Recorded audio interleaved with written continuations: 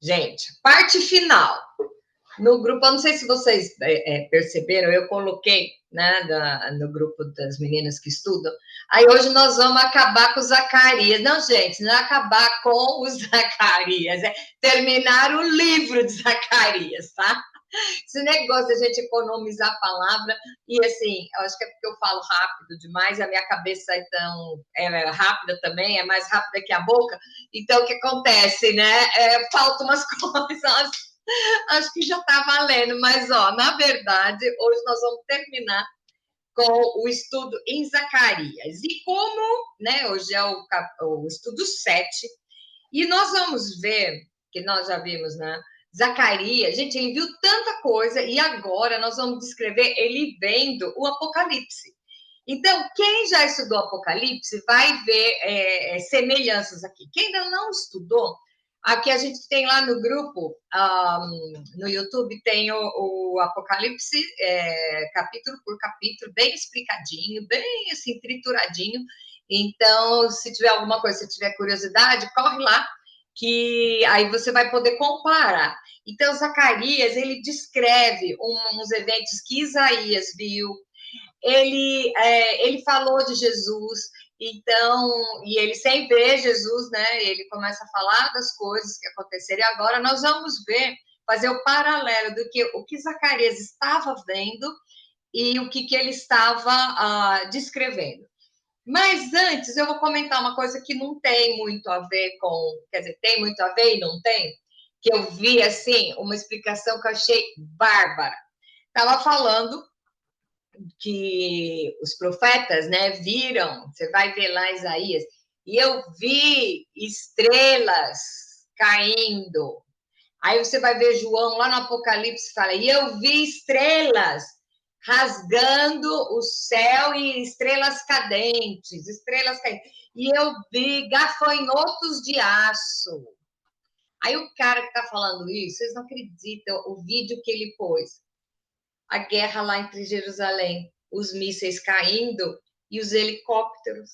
Gafanhoto de aço, gente. Os helicópteros. E as estrelas, um cara falando o texto e mostrando ataque de mísseis em Israel. Então, o que João estava vendo? João estava vendo essa cena, mas ele não sabia o que era míssil, ele dizia que era estrela caindo. Agora, gafanhoto de aço eu achei o máximo.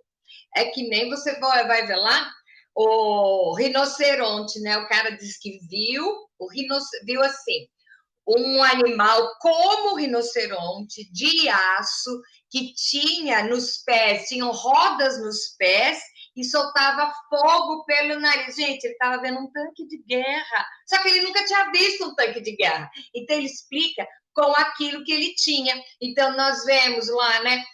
Porque aí eu vi os israelitas voltando em águias de aço, gente, avião.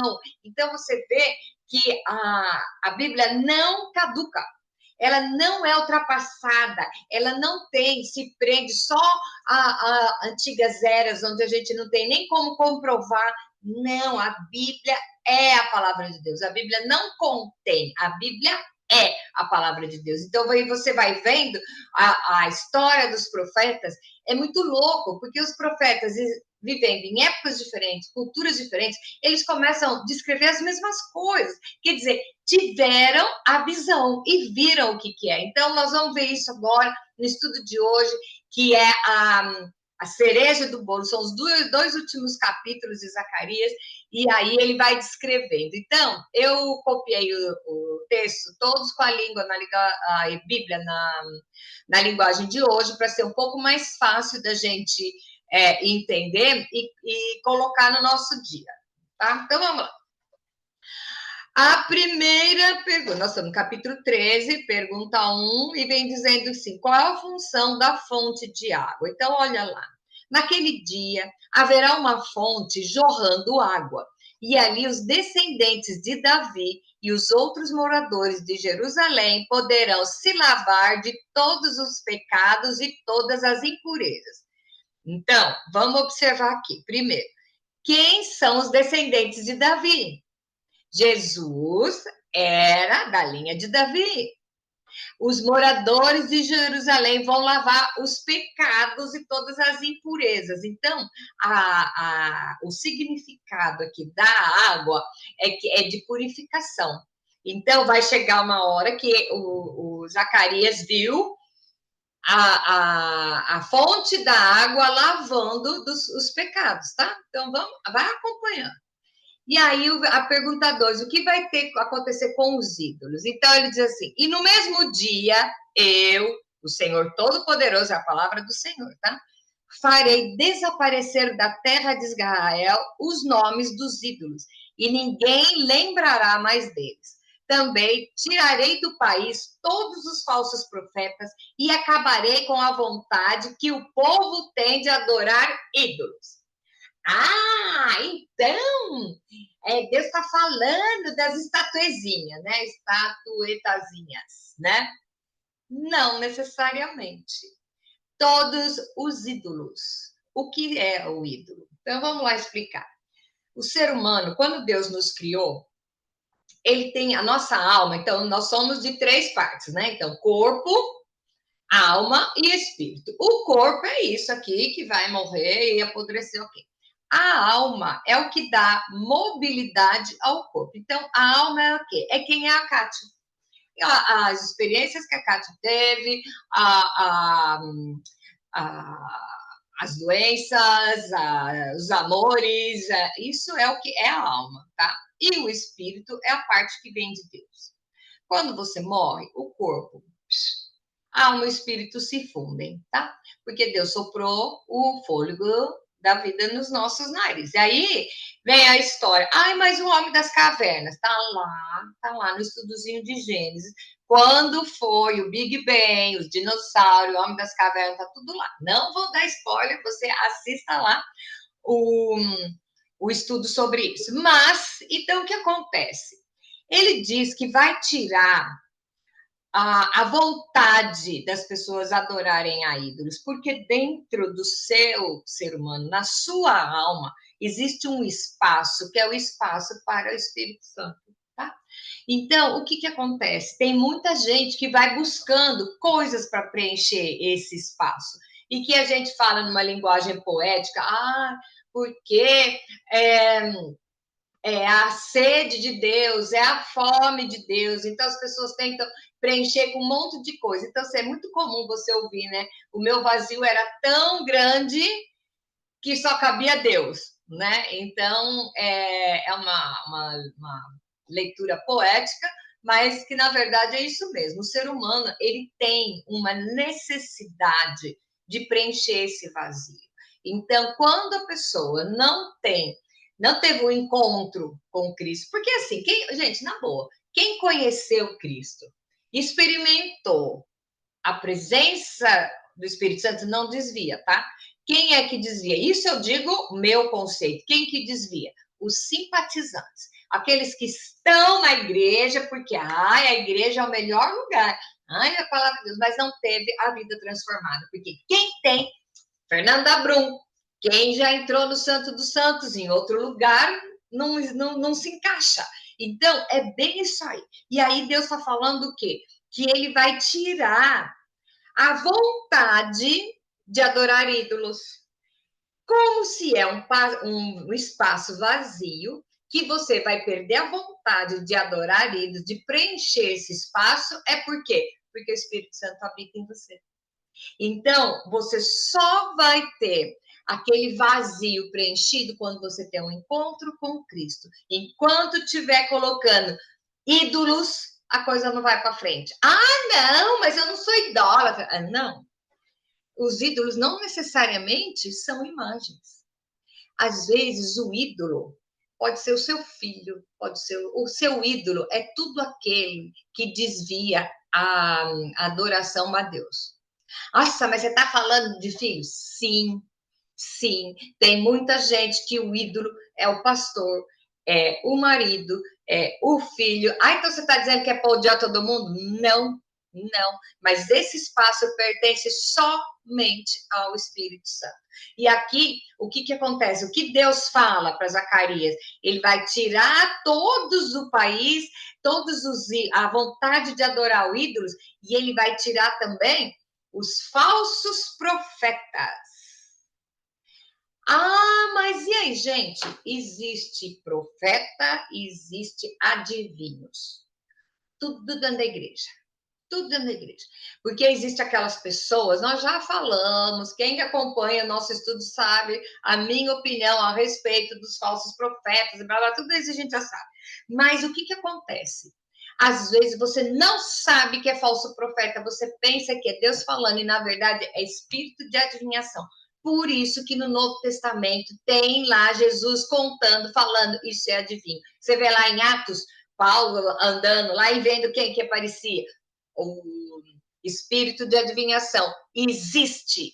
E aí, como que existe espírito de adivinhação? Eu vou contar uma coisa para você. O diabo, Lúcifer, Satanás, você chama do nome que você quiser, capeta, você pode chamar do que quiser. Ele não lê pensamentos. Isso é muito legal. Mas ele intui. Então, é o seguinte, vamos dar um exemplo. Adolescente, né? Não sei se vocês passaram por isso, mas quando eu, adolescentezinha, assim, tinha as meninas que resolveram ir atrás de cartomante. Tinha uma comunidade de cigano perto da cidade, e as ciganas iam na praça, e ficava lá lendo mão. Ou tinha as cartomantes mesmo, que ia. Aí, a pessoa chega lá na cartomante, a cartomante sabe que para deixar você dependente dela, primeiro ela fala uma coisa que já passou. Aí, se ela falar alguma coisa que já passou e é verdade, tudo que ela falar do futuro você vai acreditar. Mas é porque o espírito de adivinhação, ele trabalha com possibilidades, tá? Então, o que acontece? A cartomante chega e fala: ah, você, quando era pequena, qualquer coisa. Aí você fala: nossa, ninguém sabe disso, ela sabe. E aí vem aquelas profecias que são ótimas, né? Porque você tem uma amiga falsa, porque o seu grande amor está guardado, e não sei o quê. Gente, é o óbvio do óbvio. Aí você vai falar, nossa, mas isso não tem nada a ver com o dentro das igrejas. Tem sim, a diferença é que a linguagem é outra. Então, cuidado com os falsos profetas. E como você vai saber que o profeta é falso ou não? Minha técnica, porque, ó, gente, se eu for numa igreja que o pessoal tem o hábito de profetizar, eu não escapo de um culto. Eu não sei se eu tenho cara de perdido, o que acontece, mas é só chegar de alguém que tem uma palavra para mim. E eu já descobri como ameniza isso aí. Agora eu chamo alguém. Ai, você tem uma palavra para mim? Então, fala para ela também, porque aí você chama outra pessoa já reparte na metade o que você ia ouvir, tá? Então, o que acontece?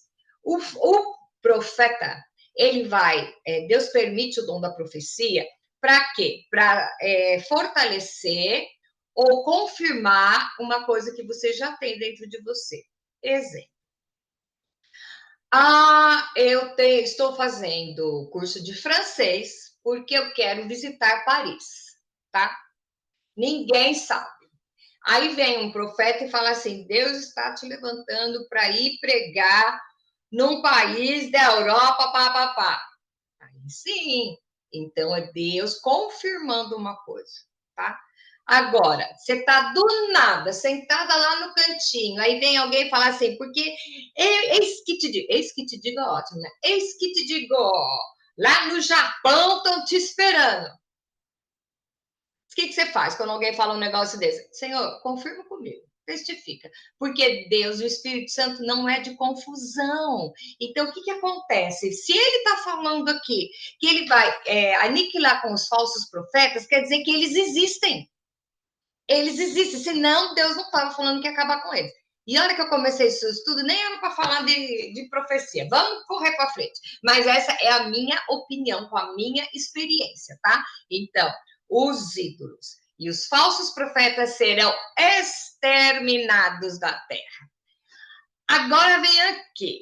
Terceiro, o que acontecerá com os pais dos profetas? Gente, Mas que coisa louca! Quer dizer, já acabou com os falsos profetas, agora vem aqui, ó. Quando alguém quiser fazer profecias, os próprios pais lhe dirão: você vai morrer por estar dizendo que as suas mentiras são mensagens de Deus, o Senhor. E os pais matarão o filho à espada quando ele estiver bancando o profeta. Acho que não precisa nem dizer.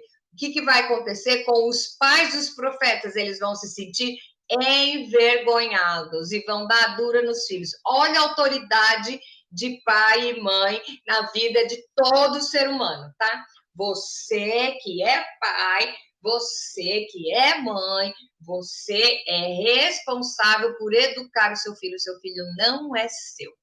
O seu filho é do Senhor. Você é mordomo do Senhor para criar o seu filho no caminho reto. E se você vê que ele está desviando assim, tá? Dá uma dura e traz ele de volta à razão. Vamos lá. 4. Então, os pais dos profetas vão dar dura nos filhos e vão ameaçar eles, tá bom? E vão se desenvergonhar. Agora, o que vai acontecer com os profetas?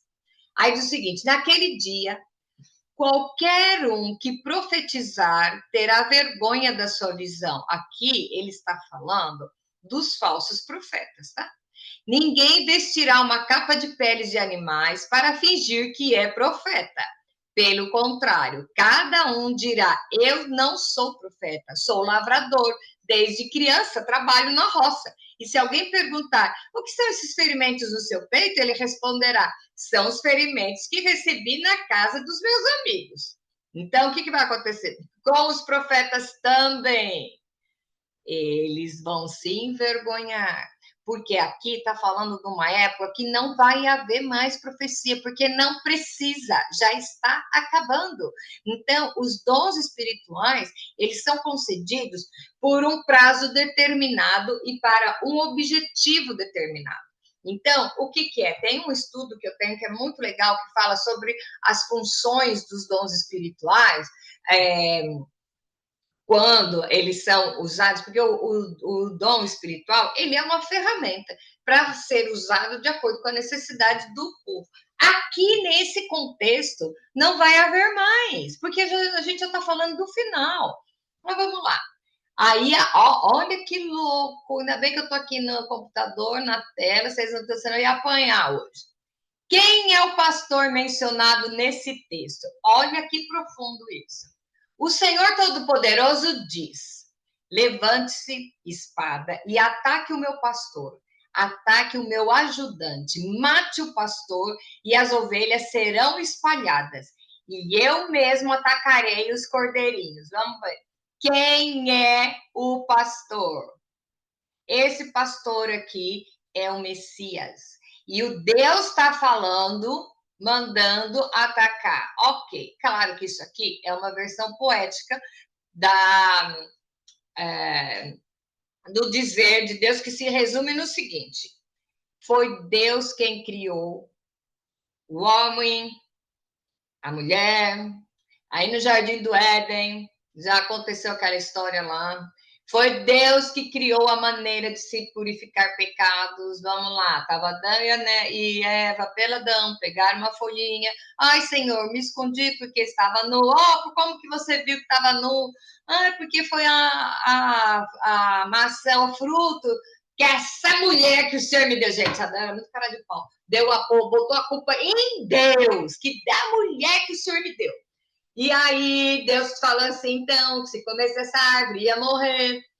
Então, vocês tinham que morrer. Aí Deus resolveu quebrar o galho deles. Pegou um animal, sacrificou o animal e pegou a pele do animal e fez roupa para Adão e Eva. Então, foi aí que Deus instituiu que para purificar pecados tem que alguém se sacrificar. Então, foi Deus que criou isso lá.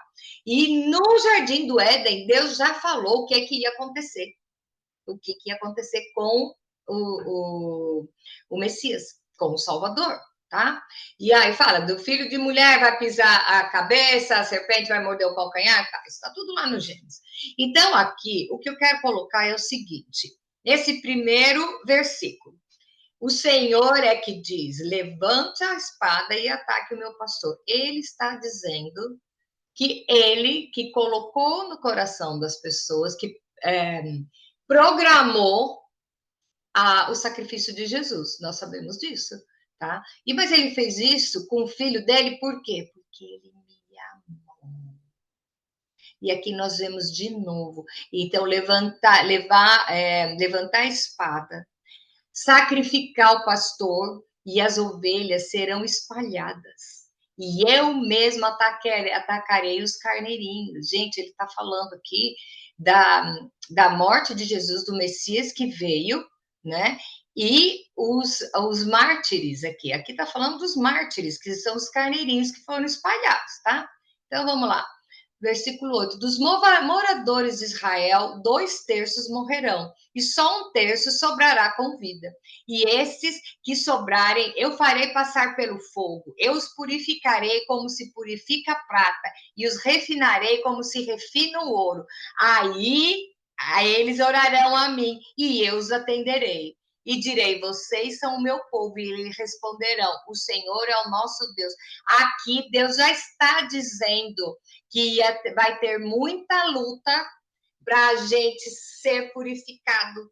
Vai ter muita luta, porque os mártires, eles sofreram. Nós temos um exemplo agora, em 2025, setembro de 2025, nós vimos um mártir do mundo moderno ser sacrificado porque estava pregando a palavra de Deus. Então, é a história da peneira. Isso aqui é o próprio Deus falando. Então, ele está dizendo, eu vou levantar o meu pastor vai ser ferido, vai ter os carneirinhos, e depois o povo vai ser refinado. E eu pergunto, como você acha que você está sendo refinado e purificado para chegar na plenitude do Senhor, no projeto que Ele tem para você, né? Vamos lá. Quem autorizou a morte de Jesus foi o próprio Deus. Foi o próprio Deus. E Ele, amando o próprio Filho, Ele fez isso. Então, o que acontece? Nós vemos lá, né? A cruz, na hora que Jesus está lá na cruz, o sangue dele escorrendo no madeiro, é a mesma simbologia lá do Egito, que Deus mandou que pegasse sacrifício, fizesse um churrascão lá à noite, pegasse o sangue, passasse na porta para o anjo da morte passar e não entrar nas portas de madeira que estavam sujas com sangue do animal de sacrifício. Aí ele ordenou isso para quê? Para quando chegar lá na época de Jesus, a gente entender o que realmente estava acontecendo. Então, e aí nós vemos os mártires aqui.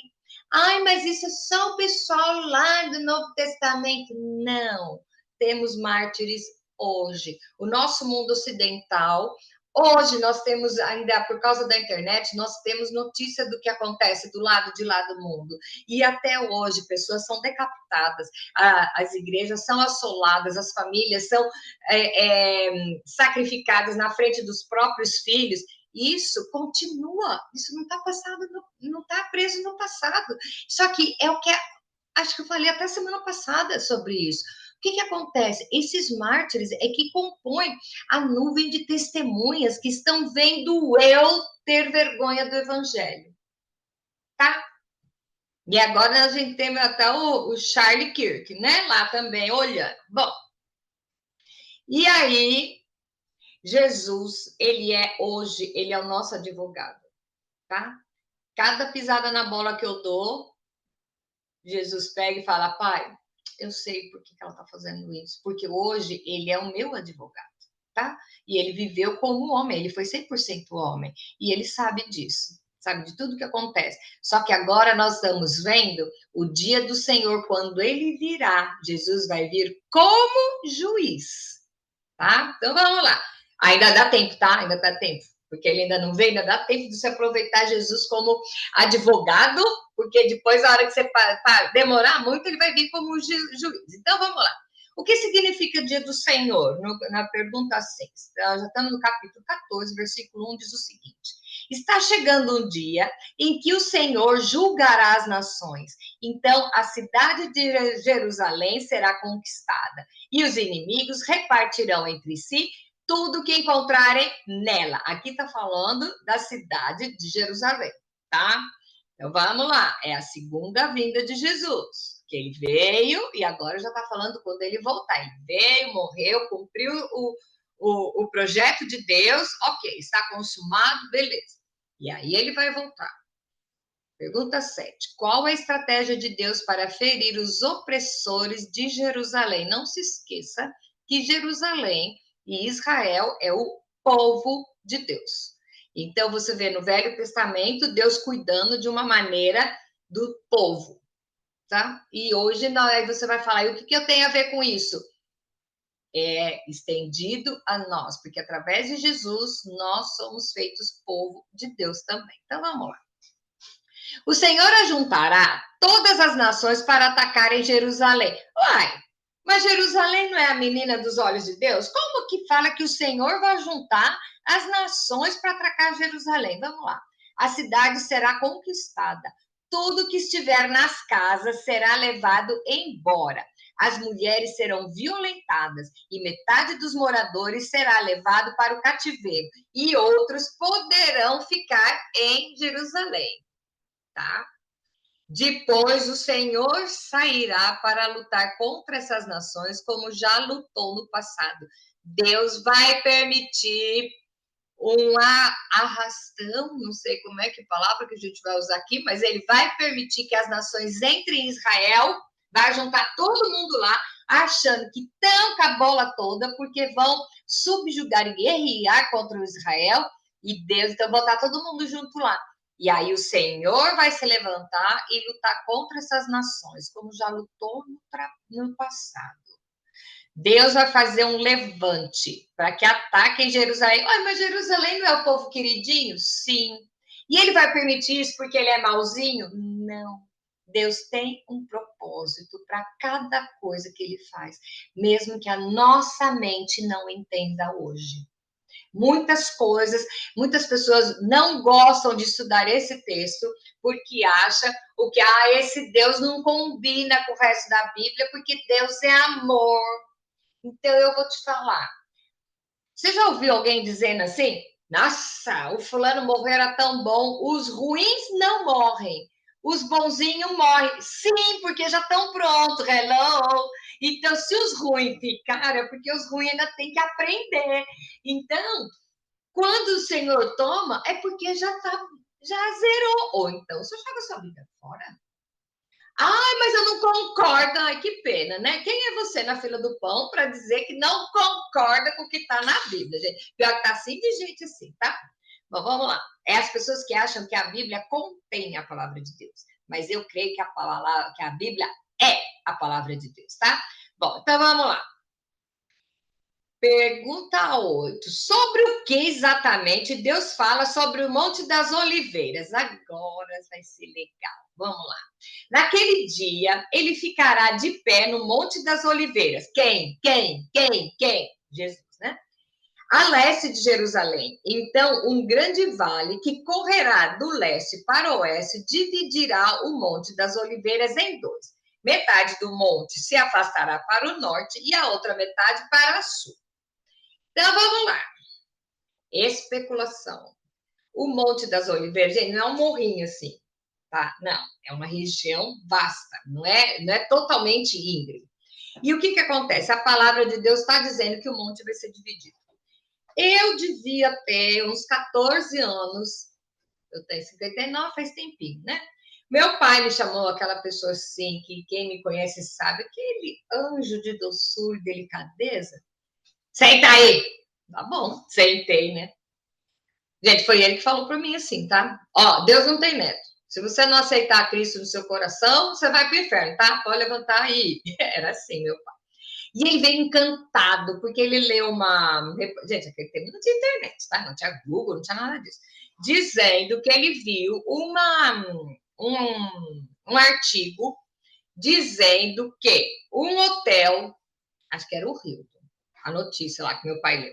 foi construir o hotel lá no Monte das Oliveiras, e a hora que mandaram as sondas olharem lá, o monte está rachando de baixo para cima, ok? Tá, isso eu ouvi. Hoje, por curiosidade, eu coloquei no Google, agora o Google é mais fácil, né? De pessoas dizendo que já está rachando, certo? Já está rachando. E aí o cara mostra a imagem, tudo feito por inteligência artificial, tá, gente? Inteligência artificial não existia em 1980, alguma coisa, tá? Então, tem essa história.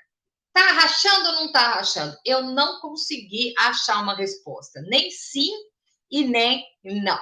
As opiniões dividem. E o que isso vai fazer? Vai mudar? Nada. Nada. Porque é para marcar o tempo, nós temos outras coisas para marcar o tempo. Então é o seguinte: a rachadura no monte pode ser, tá? Eu até, ó, gente, eu vou falar a verdade, até pouco tempo atrás eu afirmava que sim, porque foi meu pai que falou e me mostrou o artigo, tá? Então, de repente, eu não sei se é ou não é, porque existe muita especulação, muita especulação. Então, o que está dizendo? O que o texto diz? Vamos até ao texto, que o monte vai se dividir em dois e que vai passar como se fosse um rio aí, porque vai dividir Jerusalém pela metade, tá bom? Vamos lá. Quais os sinais da natureza que Zacarias descreve? Então, presta atenção, isso aqui é tudo apocalíptico. Vocês fugirão da cidade por esse vale. Qual é o vale? O vale que foi criado quando o Monte rachou, tá? Que irá até Azal. Fugirão como os antepassados de vocês fugiram quando houve um terremoto no tempo do reinado de Uzias, rei de Judá. Quer saber? Pega a Bíblia e vai lá ler, tá bom? Então o Senhor, meu Deus, virá com todos os seus anjos. O que vai ser?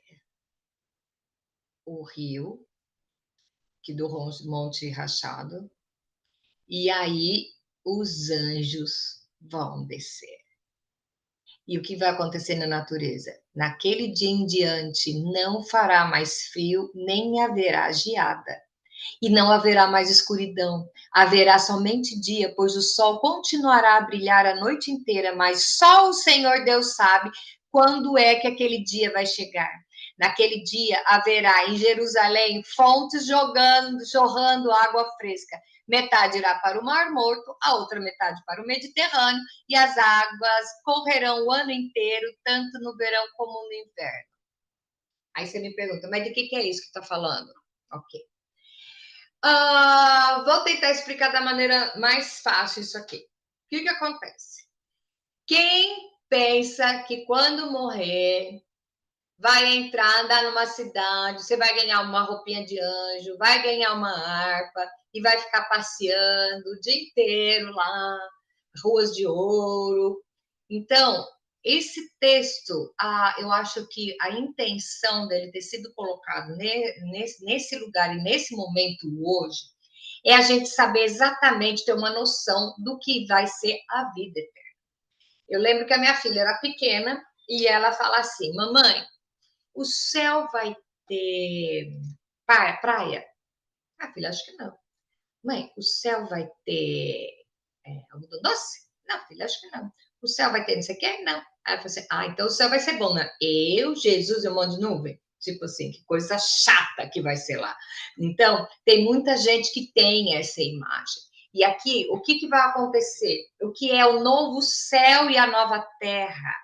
Então, nós vamos ter, eu não lembro qual dos profetas que fala do mar, um mar de cristal. Ele estava vendo uma prateleira de vidro que podia ver o trono do Senhor. Isso lá no estudo de Apocalipse tem lá. Então, aqui o que está falando? Do novo céu e da nova terra, porque já passaram. Nós vamos até falar depois com os versículos onde está tudo isso, só para fortalecer as minhocas da sua cabeça. O que acontece? Jesus vai reinar, ele vai vir como juiz e ele vai reinar. Então, a vida eterna é o quê? É uma nova terra. Você não vai ficar andando pelo caminho, arrastando a cauda, a asa e tocando uma harpa. Não. Vai haver uma vida e vai ter a nova Jerusalém. Só que quem vai julgar, quem vai presidir é o próprio Jesus. Então, tira da sua cabeça que você, depois que morrer, que você for para o céu, você vai ficar lá andando, passeando nas nuvens, tá? Não vai. Como que vai ser exatamente? Não sei, mas aqui ele está falando do novo céu e da nova terra. Não vai ter mais escuridão, não vai ter dia, nem noite, porque o sol vai brilhar a noite inteira e as águas vão correr o ano inteiro, não vai ter mais estações do ano, e ali o que vai acontecer? Não haverá choro, nem ranger de dentes e nem lágrimas. Então, o que acontece? Por quê? Porque nós vamos ter a presença do Senhor Jesus pessoalmente conosco. Quando você vai estudar o Gênesis, a queda de Satanás, diz o quê? 1/3 dos anjos saíram, foram expulsos do céu com Satanás, certo? E eles eram o pessoal do louvor. E aí Deus criou o homem para ocupar esse espaço lá. E quem são esses anjos caídos? Vamos lembrar os demônios, tá? Os demônios são esses anjos caídos. Então, o que aconteceu? Ficou um espaço e Deus resolveu criar o homem para ocupar esse espaço. Isso não quer dizer que você vai ficar participando de um coro, jogral, né, gente? Lembra quando a gente ensaiava jogral na igreja? Acho que nem existe mais isso, mas tinha. Então, não é isso. Vai ter uma vida. Uma vida. O que vai fazer? Não sei. Não vai ter homem e mulher, porque não vai ter casamento, então vai ser. Nós vamos ser assexuados, não vai ter, porque a divisão de sexo é para o quê? Reprodução. No céu não vai precisar de ter isso, tá? Então, nós vamos ver aqui o que vai acontecer na pergunta 10, o que vai acontecer com a terra. E o Senhor Deus será o rei do mundo inteiro. Ele será o único Deus e todos o chamarão de Senhor. O país todo virará uma planície, desde Geba, no norte, até Rimon, ao sul de Jerusalém. E Jerusalém será o lugar mais alto do país, havendo gente morando ali, desde o portão de Benjamim até o portão da esquina, porque antes era o portão antigo, e desde a terra de Ananel até os tanques onde é feito o vinho do rei. Dá até o mapa, as referências, tá dando até um GPS aqui de como que vai ser. E aí, o que, que vai acontecer? Pergunta 11. Qual a praga para aqueles que guerrearem contra Jerusalém? Ai de quem tocar no ungido do Senhor. Ai de quem tocar até hoje, até nos dias de hoje. Tocou no ungido do Senhor aqui, Zacarias está falando sobre a Jerusalém, sobre a nova terra. Então, sempre tem aquele pessoal do contra que vai ter, e ele já está escrevendo lá de cima, ele já começou dizendo o que vai acontecer. E olha a praga. O Senhor Deus castigará todos os povos que atacarem Jerusalém. Ele mandará uma praga que fará a carne deles apodrecer, estando eles ainda vivos, e até os olhos e a língua apodrecerão.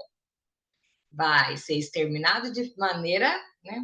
Então, o que acontece aqui com esse povo? Esse povo que vai atacar Jerusalém, e é porque, na verdade, tem até gente dentro das igrejas que são contra o povo judeu. Por quê? Porque o judeu fez coisa errada. Nós vamos colocar de uma maneira universal. O que acontece? O povo de Israel, o povo de Jerusalém, o povo de Israel são os descendentes de quem? De quem? De Isaac. Deus prometeu para Abraão que o filho dele, o filho da promessa, vocês já sabem disso. Aí entrou Sara no meio, né? Fez aquela besteira que tem um monte de mulher querendo matar a Sara, mas ela pegou a escrava, botou na cama do marido e nasceu Ismael. Ismael também era filho de Abraão, e Deus deu uma promessa. Então Deus não poderia, olha, Deus na sua a perfeição, ele prometeu a descendência de Abraão, só que o filho da promessa era Isaac, e Ismael não. Quem são esses? Quem são esses? O povo judeu e o povo muçulmano, que são os descendentes de Ismael. Então, você acha que vai acabar essa guerra? Não, gente, vai acabar até lá. Então, o que acontece conosco? Nós somos adotados através do sangue de Cristo. Tanto que você vê, não existe mais judeu, nem grego, papá. Então, Jesus veio para nos colocar com o povo judeu por adoção. Existe judeu que não vai aceitar? Sim. O judeu que não vai aceitar não pertence à vida eterna, certo? Vida eterna é todo mundo, mas a gente fala vida eterna da parte boa, né? Não estamos falando do que vai acontecer com o resto. E então, só que assim, mas a porcentagem é altíssima de judeu convertido, tá? Judeu messiânico. Bom, aliás, eu não sei como que existe judeu messiânico que estuda a carta aos romanos. Eu acho que seria interessante você sentar com um messiânico, com o judeu normal, e estudar, jogar a carta aos romanos, porque peraí, tá dizendo que não tem mais discriminação, Paulo fala que não tem mais discriminação nenhuma, que tudo é igual, é tudo repartido, não sei, vamos ver. Bom, o que vai acontecer com os povos que não se juntarem aos costumes de Jerusalém? Então, primeiro, você tem que saber, o que nós vamos ler agora, você tem que saber que é o quê? Nós somos povo de Deus também, mas melhor que o judeu, porque nós somos filhos, tá? Então, vamos lá. O que diz em Gálatas 4:7? Assim que não será mais servo e também herdeiro de Deus por Cristo. Então, nós seremos herdeiros de Deus por Cristo. Romanos 8:15. Porque não recebestes o espírito de escravidão para outra vez entrardes em temor, mas recebestes o espírito de adoção de filhos, pelo qual clamamos Abba, Pai. Tá? Então, agora vamos ver o que diz lá Zacarias, de 16-19. Depois disso, todos os que sobrarem das nações que lutarem contra Jerusalém irão uma vez por ano até lá, a fim de adorar ao Senhor Todo-Poderoso como rei e para comemorar as festas dos tabernáculos, tá? Então, aqui, o que ele está dizendo?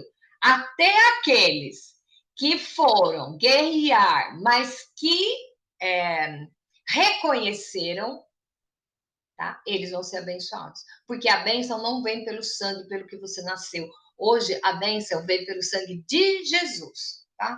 Se uma nação não for adorar ao rei, não adorar o rei, o Senhor Todo-Poderoso, então não cairá chuva naquele país.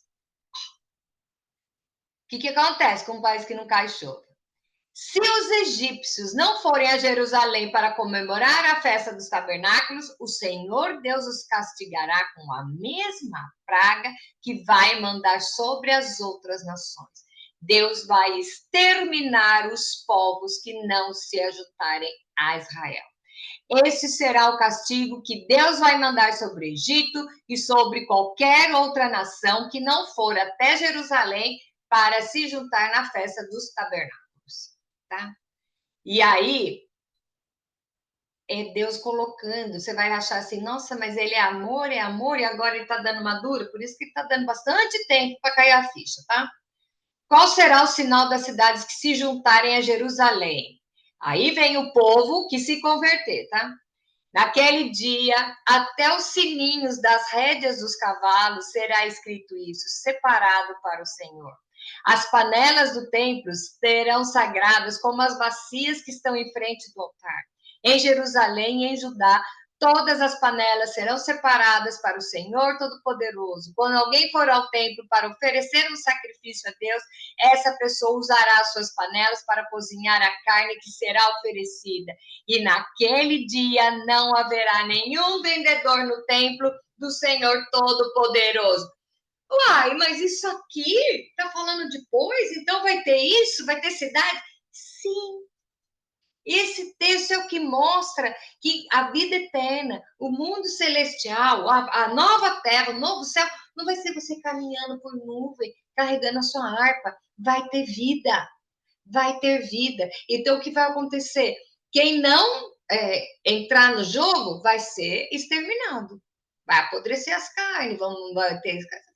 Quem se juntar ao Senhor vai ter aqui. Gente, até o sininho da rédea do cavalo. Olha que poético isso. Quer dizer, você vai ter o mesmo direito o mesmo direito que o povo separado tem, que os convertidos terão, porque você vai ser convertido também. Nós nascemos embaixo da graça de Jesus. E a graça de Jesus é que assina o nosso documento de pertencimento ao povo de Deus, tá?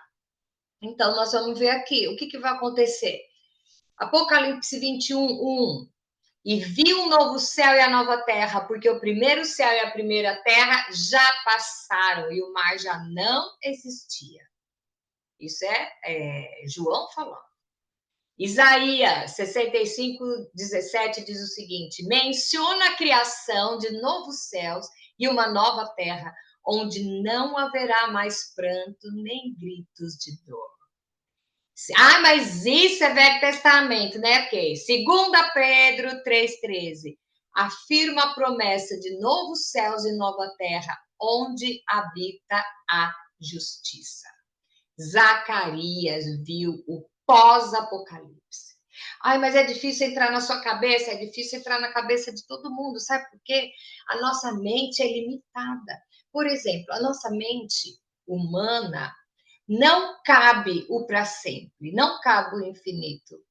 Quando que nós vamos entender o infinito? Quando você separar desse corpo, sua alma se fundir com o espírito que vem de Deus e o seu corpo, a sua mente humana vai ser expandido. Então, existem perguntas que não dá para você racionalizar no tempo. E ainda tem mais. Se é difícil para a gente hoje, imagina para Zacarias. E estava lá naquela época, o povo voltando. E mesmo assim, Deus falou com ele de uma maneira que hoje nós entendemos. E ele fala de uma coisa que hoje a gente ainda não entende, nós vamos entender mais para frente. Então, aí você vai perder o seu tempo discutindo com alguém que pergunta se Adão tinha um umbigo. Tá? Então, porque tem gente que tem o prazer de colocar você em dúvida da sua fé. E você não pode duvidar da sua fé. Tem coisas que nós aceitamos pela fé, mas eu particularmente, como eu converso com muita gente, eu quero ir saber, eu vou me aprofundar exatamente, porque de vez em quando aparecem umas perguntas dessas. Mas tem pergunta que não tem resposta, porque não cabe na minha mente. Não cabe o infinito, a perfeição, o mundo sem choro. Então você fala assim, mas e aí, meu filho não se converteu, aí eu vou chegar lá, diz que a gente vai se conhecer, meu filho não vai estar lá, eu não vou sentir tristeza. Como eu não vou sentir tristeza se eu não vejo meu filho lá? É uma outra dimensão. Então, o que a gente tem que pensar em tudo isso aqui? É sério isso aqui, viu? Porque eu não estou falando para aquele pessoal que está vendendo droga lá na boca de fumo, não. Eu estou falando para a igreja, para dentro da igreja. Vamos pensar. Eu tenho certeza de que eu sou gerada pelo Espírito Santo e que eu sou filha de Deus. E que as promessas do povo de Israel se estendem para mim. Eu tenho certeza da minha salvação. Eu tenho certeza de que eu sou herdeira do próprio Deus. Aí pergunta, o que eu posso fazer? Se eu não tenho certeza, qual é o passo a passo? Existem muitas pessoas dentro das igrejas e que não têm essa certeza. Se alguém chega, e até você, que você está me vendo, se você chega à conclusão de que a minha conversão foi gradativa, vai rever os seus conceitos, porque quando você realmente se converte, o choque entre a santidade de Deus e a imundícia que a gente tem, não tem outra coisa para fazer se não é rasgar o coração. Porque o amor de Deus, ele passa todas as barreiras. O amor de Deus, ele tira fora o medo. Então, ele tira fora a incerteza. Então, eu quero que hoje, que você está vendo isso, e eu que vou ver daqui a uns anos de novo, aonde que é que eu tenho a certeza da salvação, que todas essas promessas do novo céu e na nova terra vão atingir a mim. Eu tenho certeza de que o sacrifício que Deus instituiu lá no Jardim do Éden, que se cumpriu na cruz, me atinge. Eu tenho essa certeza. Eu quero botar minhoca na nossa cabeça mesmo, porque Se você tem isso aqui de dúvida, pode ser que você erre o caminho por isso aqui. Então, entrega o teu caminho ao Senhor hoje. Faz um recall da sua salvação, do que você está no processo, para você ter certeza de que você é herdeiro. E eu vou te falar, quem entrou no Santo dos Santos e tem essa certeza, jamais vai se desviar. Então, encare Deus como o Senhor da sua vida. Encare a vida eterna como um privilégio seu, porque Jesus morreu. Deus malhou o filho dele numa cruz. Jesus se colocou no meu lugar para garantir esse acesso, que é somente através dele. Não, todos os caminhos levam a Deus. Mentira. O único caminho a Deus é Jesus. Se você pensa que você vai conseguir a vida eterna não sendo pelo caminho de Jesus, você está terrivelmente enganado e correndo o risco de não ter a salvação. Eu quero botar minhoca mesmo. Tenho certeza da minha salvação. Tenho certeza que todas essas promessas eu vou estar incluída. E é com isso que eu encerro o estudo do livro de Zacarias. Você tem certeza? Se você não tem, vamos lá correr, né? Agora, se você tem certeza, aí é bom a gente já ir se habituando aqui para a gente já chegar lá no céu e não ficar deslocado, tá? Chegar lá e já feliz, porque a gente vai se encontrar e nós chegamos aqui. Então, uma coisa que é legal, tenta imaginar o que vai ser a vida eterna. Tenta imaginar como vai ser o novo céu, a nova terra. Tenta imaginar como você vai fazer parte desse ambiente. E é assim que eu termino o estudo de hoje. Um beijo muito grande, um abraço muito grande e muita coisa para a gente pensar. Até semana que vem. Beijo, até o próximo livro. Bye, bye.